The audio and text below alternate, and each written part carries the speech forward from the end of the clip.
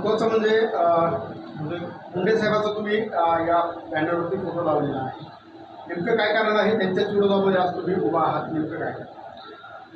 Munde साहेबाचा photo लावण्यामागं आमचं कुठलंही राजकीय म्हणजे हेतू नाही आहे. मुंडे साहेब जसे ओबीसीचे दैवत आहेत आणि फक्त तुम्ही मुंडे साहेबाचा फोटो पाहता, त्याचबरोबर बाळासाहेब ठाकरेचा फोटो आहेत. आदरणीय बाळासाहेब ठाकरेसुद्धा महाराष्ट्राचे दैवत आहेत. तर आम्ही हे मुख्य नेते जे की भारताच्या राजकारणात महाराष्ट्राचं नाव नेलेलं आहे आणि महाराष्ट्राचं राजकारण घडवलेलं आहे, यासाठी त्यांचा आम्ही फोटो लावलेला आहे. याच्यात कुठल्याही प्रकारचं राजकारण नाही आहे. एकीकडं विनायक मेटे यांचा फोटो पंकजा मुंडे यांच्या बॅनरवर होता, तो काढण्यात आला. तुम्हाला जर आदेश आला तर तुम्ही काय सांगा? याच्यामध्ये तुम्हाला जसं सांगितलं, महाराष्ट्राच्या राजकारणातलं हे दैवत आहेत. त्याच्यात तुम्ही ओबीसी म्हणून त्यांना वेगळं करताय किंवा एका घरापुरतं त्यांना जर मर्यादित करत असाल किंवा पक्षापुरतं मर्यादित करत असाल, ही संकुचित बुद्धी तुमची आहे. तुमची म्हणजे जे बोलतायत त्यांची आहे. जसं आज तुम्ही पाहिलं मागच्या 5-6 महिन्यात मराठा वर्सेस ओबीसी असा पूर्ण महाराष्ट्रभर वाद निर्माण झाला. त्या वादाचं मुख्य ठिकाण हे बीड झालं.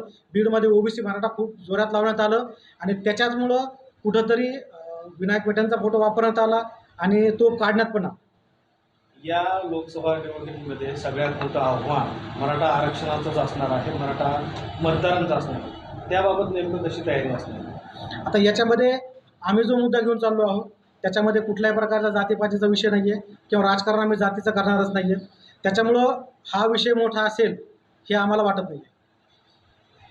इकडं बीड जिल्ह्याचा तुमचा जो निवडणुकीचा अजेंडा नेमका काय? बीड जिल्ह्यामध्ये जे आत्तापर्यंत प्रस्थापित होते त्यांनी वेगवेगळ्या भूमिका घेतल्या. आम्ही या पद्धतीने विकास करू, त्या पद्धतीने विकास करू. जर आज जे काही लोक किंवा जे नेते एका स्टेजवर आहेत त्यांचीच तुम्हाला मी बाईट दाखवू शकतो आहे. एका वर्षापूर्वीची किंवा मागच्या निवडणुकीची तेच एक दुसऱ्यावर चिखलफेक करत होते की मागच्या खासदारानं काहीच काम नाही केलं आणि आज ते एकत्र येऊन स्वतः उमेदवार करत आहेत किंवा निवडणूक लढत आहेत.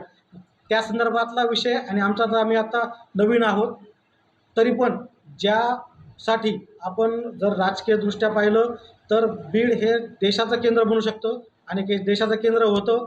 तर त्याचबरोबर आपण औद्योगिक क्षेत्रातून बीडला देशाचं केंद्र बनवू इच्छित आहोत आणि जी ट्रेन आत्तापर्यंत नाही आली, 40 वर्ष लागले तुम्हाला नगर ते परळी यायला. त्याच्यापेक्षा मोठा प्रोजेक्ट आहे धुळे सोलापूरचा, तो पण आपण आणण्याचा विचारात आहोत.